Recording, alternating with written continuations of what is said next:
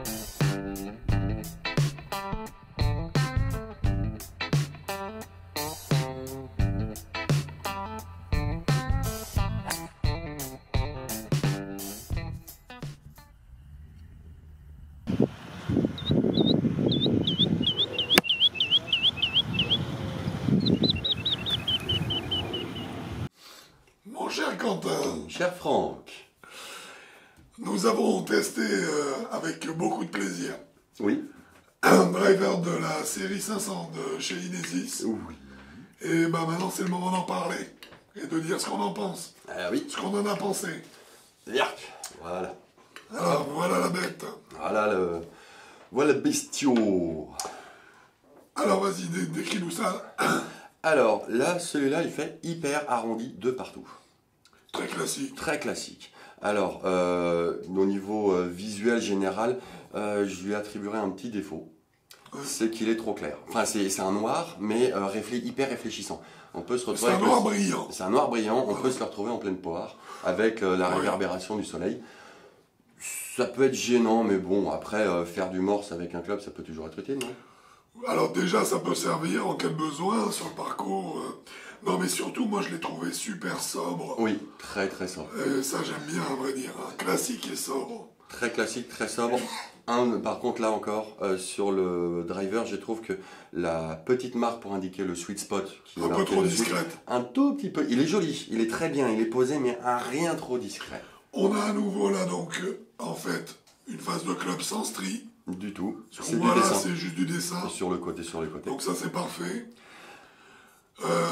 Moi, alors, la semelle, ça, c'est typique d'Inesis sur cette série 500.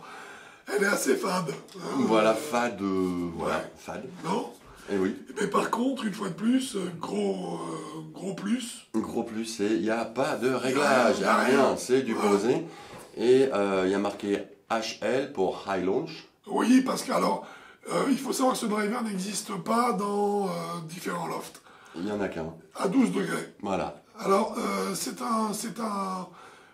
comment dire, une évolution qui, quelque part, bouleverse un petit peu les joueurs traditionnels, Oui. qui s'imaginent tous qu'il faut chercher des lofts À 9, à 8,5, 9, 8, 10. Et en fait, ce sont des lofts qui sont efficaces que si vous avez une énorme vitesse de passage. qui dépasse les 100 miles à l'heure. Qui dépasse les 100 miles. C'est pas le cas de tout le monde. Ah, c'est 5% des golfeurs. Voilà, et en fait, sinon, pour le reste, on sait que si on augmente la portée par le loft, au contraire, la balle vole plus longtemps, donc plus loin, meilleure portée, plus de distance à l'arrivée. Ça peut paraître donc bizarre, hein? Bah non, c'est logique. C'est logique. Et c'est pour ça que j'ai trouvé ça très très bien. Et donc, voilà, pas de réglage sur un 12 degrés comme ça, il y a un léger offset. Hein. Oui, il y a un léger offset. Super. Super. Et puis, moi, ce que j'ai trouvé... Très étonnant. Excuse-moi, mais j'en finis avec cette histoire de loft. Je t'en prie. Moi, personnellement, je joue à 8 degrés. Moi aussi. Non, 8,5. Moi, je joue à 8 degrés. Je pensais, franchement, que jouer le 12, ce serait incroyable. Non, pas du tout. C'est vraiment la bonne portée Oui. pour que la balle Pour que la balle avance bien. avance bien. Moi, le seul truc que j'ai trouvé, entre guillemets, un peu bizarre pour un club comme ce driver qui est réservé, entre guillemets, qui a pour but les 15-30. C'est la cible affichée. C'est la cible affichée. C'est cette forme arrondie en bas, extrêmement arrondie. J'ai l'impression presque que ça affine le bas de la tête de club, donc ça enlèverait un peu de tolérance. Alors, mais tu as raison sur le fait. Visuellement. C'est ce que tu as raison, mais ça permet d'avoir un club qui est aussi adapté à plus de morphologie. Oui. Puisque le lie devient, tu comprends? Voilà. Si le club était à plat, le lie n'est pas transformable sans qu'on ait un redressement de la pointe du club ou du talon. Parce que là, on est toujours sur un arrondi, ce qui fait que ça peut permettre à des gens qui ont une morphologie un petit peu particulière de trouver leur compte. Un petit peu, mais il ne faut pas trop pousser parce que sinon, attends, tu modifies la trajectoire de départ, ça y en a qui partent à gauche, à mais droite. si c'est le cas, là, il faut aller sur un vrai fitting. Voilà. Tu vois, mais là, ça me semble être une très bonne... Mais par contre, sur les fers, vaut mieux éviter, quoi. On est d'accord. On est d'accord. Et surtout sur les sandwichs. Alors, dis-moi, ce driver, qu'est-ce que tu en as pensé? D'abord, tes premières sensations en le prenant? Alors, en le prenant, il est équilibré pour les 500. C'est-à-dire, l'équilibre est centré. Oui. Et aussi, je l'ai trouvé, lourd comme j'aime. C'est-à-dire, ça pèse pas une tonne, ça pèse pas un âne mort, mais un petit peu pesant. Donc, j'ai trouvé le club très agréable, rien qu'à le prendre en main. Je me suis dit, c'est du sérieux. Surtout que les shafts, c'est du Mamiya. C'est pour du... C'est un Elements, non? Oui, c'est un Elements, c'est un Proto 674. Très bon... C'est du bon shaft. Et puis, très bon shaft. Et dans la dynamique du swing, j'ai trouvé que le shaft et la tête de club étaient très très bien liés. Très bien dans la dynamique des poids de 2019-2020 et peut-être les années Oui, c'est-à-dire qu'on a quand même, par rapport aux anciens équilibrages, on a quand même moins de poids en tête. Un peu moins. Même si tu l'as ressenti. Moi, je suis comme toi, je l'ai ressenti, mais ça m'a pas dérangé parce que c'était pas tout est là ou 99% là et 1% là. Voilà. On était sur du 60-40 peut-être, ce qui devait nous donner un point d'équilibre pas tout à fait centré, mais presque. Un petit peu, moi c'est pour ça que je l'ai bien aimé. Et donc c'est agréable parce qu'on sentait aussi la tête. Voilà. J'ai très bien compris que ça te il m'a bien botté. Ça, oui. Cet équilibrage m'a bien botté. Il est très agréable, l'équilibrage est très bon. Le choix des shafts a été fait donc par Golf Lab aux États-Unis. Et là encore, je trouve que effectivement, comme tu le disais, l'harmonie, tête de club, point de club, qualité de shaft, rien à dire. Oui. Trajectoire de balle maintenant. Comme moi je les aime. C'est-à-dire tendu, tu pars bien. Mais non, c'est pas possible, Quentin, c'est un 12 degrés. Bah si, j'ai rien envoyé au plafond. Moi, mon driver à moi est à 8 degrés, à 8,5, enfin bref, on n'est pas à demi-degré, mais avec un point de flexion très bas, ce qui fait que ça donne à l'impact une trajectoire de balle de départ anglais à 16 degrés en moyenne. Ce qui est haut. C'est un peu haut, mais j'ai un 8 degrés, donc c'est normal, il faut ça. Là, moi j'ai retrouvé en gros les trajectoires de mon driver. Mais pour un 12. Voilà, mais combiné là, avec une combinaison différente entre le point de flexion du manche et la quantité de loft. Le point de flexion, il est plus haut, donc forcément, la tête de club gigote un petit peu moins. Ouais, et donc elle s'ouvre moins. Donc elle s'ouvre moins, donc ça fait une balle qui part vraiment comme mon driver fité pour moi extrêmement. Alors moi, pareil, je l'ai trouvé super agréable, super facile. J'ai eu... c'est vraiment le driver où... Enfin, pour moi, je dis honnêtement, c'est le driver où je me pointe sur un nouveau parcours. Mon sac devait arriver, mon driver est cassé dans le sac. C'est bizarre, c'est Quentin qui s'occupait de tes affaires. Et mon driver est cassé. On se demande pourquoi. On se demande pas pourquoi. Et en fait, on me dit, tiens, qu'est-ce que tu veux comme driver? S'il y a ça, je dis, tiens, passe-moi ça, c'est parfait. Parce que, tu vois ce que je veux dire, j'y retrouve des trajectoires. Il est super polyvalent, il est super... Pour moi, c'est le couteau suisse, c'est le driver suisse. Voilà. Il marche bien. Voilà. Très belle. Moi, ce que j'ai aimé, c'est aucun côté exponentiel sur la trajectoire de balle. Oui. Plutôt perforant, ce qui est étonnant pour 12 degrés de loft, on vient d'en parler. Donc j'ai trouvé ça agréable. Très bonne régularité de trajectoire. Oui. Distance, on en parlera avec le data, je suppose. Mais a priori, je dirais, avant que le data ne nous donne ces indications, j'avais pas l'impression que j'allais moins loin qu'avec les gros outils d'aujourd'hui. Moi non plus. Donc j'étais un peu... Mais là, encore une fois de plus, bravo, parce que ça veut dire que le manche a été parfaitement choisi. Oui. Et que la tête de club fait son job. Donc elle est équilibrée, il n'y a pas de problème. Oui. Moi, trajectoire de balle, c'est tout ce que j'ai à dire. Sensation, j'ai beaucoup aimé parce que très facile. Alors non seulement très facile, mais le sweet spot est assez gros là-dessus. Oui. J'y mettrais une pièce d'1 euro. parce que il est... et puis il claque. Il fait un bon bruit. Ah, il claque bien. Hein. Oui, on sent que ça avance quand on lui donne de la vitesse. On met un peu de vitesse et puis ça part. Par contre, on avait aussi essayé à des vitesses plus faibles et la balle, bizarrement, partait un poil plus haut, presque. Alors oui, c'était une réaction particularité un peu particulière du manche. Oui, là c'est le club, manche, le mélange shaft et tête de club. On fait des vitesses régulières, la balle monte tout de suite presque. On met une vitesse stiff, la balle est plus perforante. Oui, c'est génial. Ça masque aussi. C'est le principe de l'uréthane, plus on frappe fort, plus ça durcit. Ah, oui. Et c'est ça qui est super. Au contraire, plus on y va doucement, plus c'est souple. Bah oui, c'est un peu la même idée. Donc c'était assez... j'ai trouvé ça très intéressant et très... au début, je me suis dit, c'est quoi cet outil, quoi? C'est quoi ce driver qui est bizarre, qui fait des trajectoires, qui change presque la trajectoire suivant les vitesses. Absolument. Sinon, après, quand on la décentre un peu, là, les effets sont pris tout de suite. Au niveau tolérance latérale, j'ai l'impression qu'il ne feutre rien. Moi, j'irai pas jusque-là. Moi, je trouve qu'il feutre un peu. Un peu, si. Mais par contre, sur les coups légèrement décentrés, il te la garde.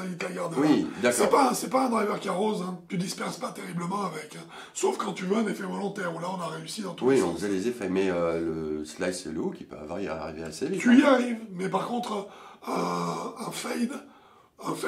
oui, c'est vrai que le fade et les draws n'étaient pas super prononcés. Ça va pas être très prononcé. Donc là, il feutre quand même bien, tu vois. Donc il feutre bien quand on la centre bien, voilà, mais si dès tu qu'on la décentre... un peu trop, là, effectivement, l'effet... Ah bah là, l'effet est il le prend. Ce qui n'est pas forcément désagréable, parce qu'on n'a pas l'impression d'être prisonnier du club, je trouve. Pour nous, mais particulier. Pour la gamme, oui. C'est au moins, il aura pas du feutrage, mais il aura du feutrage dans la trajectoire, pas dans le son justement. Mais la trajectoire sera un petit peu atténuée quand il y a des petits effets. Mais dès que vous mettrez un effet un peu plus sport, par un mauvais swing ou un mauvais toucher, là vous pouvez être sûr, le feutrage, il n'y en a plus. Je suis d'accord. Mais alors, moi, ce que j'aimerais bien, c'est qu'on discute de la gamme maintenant. Bah oui. On attaque la gamme. Parce que c'est là... Avant le data. Ou le data, si tu veux, allons-y. En data, qu'est-ce qu'il nous a donné? Bon, alors, fermez vos oreilles, bouchez-vous les oreilles, pardon. Pour le data, ça va être terrible. Vas-y, Smash Factor. Smash Factor, 1,52. Alors oui. Et alors, on l'a sorti une fois, le 1,52. Mais 1,52, alors on nous demande on l'a sorti une fois, oui. Mais on a fait du 1,51 dans tous les sens. Oui, incroyable. Je crois qu'on n'est même pas, alors, sauf quand on décentrait, mais quand on faisait un petit décentrage, je crois qu'on était à 1,49. Alors, talon point, t'es sûr, ça c'est faux. Ça nous a sidéré. Voilà. Mais, on sentait quand on la décentrait de 2-3 mm, on se disait, ah là, j'ai bien senti, j'ai mal touché. On voit la balle partir, on voit le smash factor, 1,49. Ah ouais, quand même. C'était incroyable. Et dès qu'on la met sweet spot pleine caisse, bam, 1,52. Donc j'ai l'impression presque qu'il y a 2 sweet spots. Il y en a un pour la balle parfaite aux petits oignons, et il y a un plus gros. Il y a 3 zones en fait. Il y a 3 zones. Il y a un super sweet spot. Oui, après t'as le sweet spot. T'as le sweet spot qui fait 1 euro ou 2, et la zone de tolérance qui est autour. Donc, c'est pour ça que ce club, il est assez rigolo. Ah, il est très intéressant, je l'ai trouvé très, très franc en plus. Oui. Il est très franc. C'est un club, il ne fait pas de surprise. Jamais j'ai eu une interrogation sur une trajectoire de balle. Non. Je faisais le swing, je tapais la balle, je me disais, elle va maintenant tourner comme ci, comme ça. C'est ce qui s'est produit. Ou bien elle va rester droite, c'est ce qui s'est produit. Pas de mauvaise surprise. Non. C'est pas de coup de traître. Alors, j'aimerais maintenant qu'on attaque la gamme. Eh ben là, je suis un peu dans la panade. Eh ben voilà, c'est pour ça que je voulais qu'on en parle, c'est beaucoup plus drôle. Parce que moi, j'y crois pas du tout, là, au 15-30 de chez Inesis. Si, parce qu'elle fait, entre guillemets, elle fait à vitesse normale, vitesse régulière. La balle monte quand même. Ah non, mais attends, c'est pas dans ce sens-là que j'y crois pas. Moi, je trouve qu'un 30 de handicap, il va être très bien avec ça. Bah oui. Mais le problème, c'est que je pense qu'un 15 aussi, mais pas qu'un 15. Bah non, je pense qu'un 6, il va bien. Mais je pense aussi, oui. C'est-à-dire qu'en fait, là, on est déjà un petit peu en avance sur la gamme suivante, qui est la 900, normalement.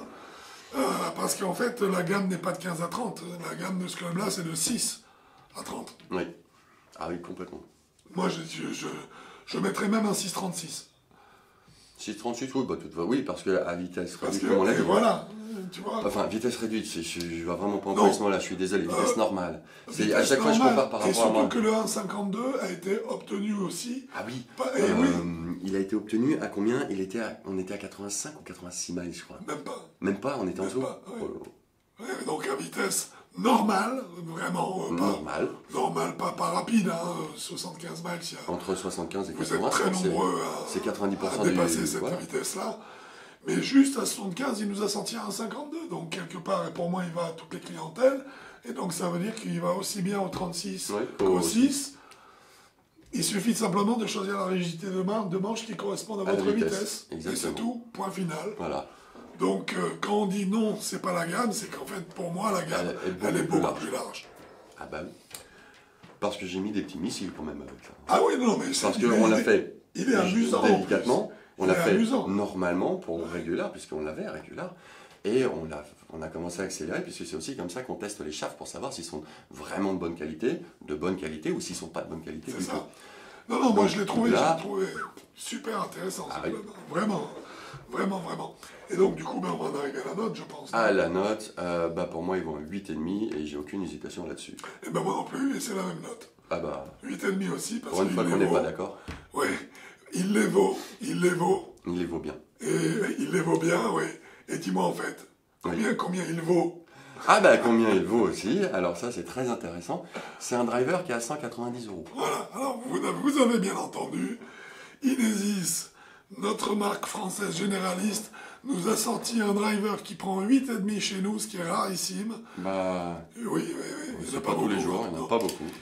8,5 avec un driver à 190 €. Donc là, je pense qu'on peut commencer à parler de démocratisation du golf. Complètement. Golf. Là, c'est... Bravo Inesis. Bah, surtout pour du 6,36 quoi. Mais c'est fantastique. Là, c'est tout. Ouais. C'est une réussite. Ce driver est un club qu'il faut essayer. Bah oui. Et ça serait dommage de le sous-estimer en pensant que... Non. Que c'est Inesis. C'est Inesis, oui. Mais Inesis, là, avec la gamme 500, ils mettent la barre un peu plus haut. Hein. Donc là, ça vaut le coup d'aller jeter un œil et d'essayer un petit peu ces clubs. Ils sont surprenants. Fair driver, oui, sont... Fair driver sont surprenants. Vraiment. Bien écoute, je pense qu'on a à peu près tout dit, mon cher Quentin. On a bien enroulé celui-là. Ce club existe en droitier et gaucher. Droitier, gaucher, homme, femme, et en deux tailles, puisque ça dépend de la taille, avec des shafts réglés selon 3 vitesses, faible, normale et haute. Exactement. Voilà. Et de taille, exactement. Donc, un beau panel. Exactement. Je te remercie beaucoup, mon cher Quentin, ce fut un plaisir. Un plaisir partagé. Et on partagera aussi une partie un de ces jours. Bah oui, comme d'habitude. Où on ira sur un Vigol se retrouver. C'est bien, un Vigolf aussi. Ouais, c'est pas mal. Bon golf à vous. Au revoir.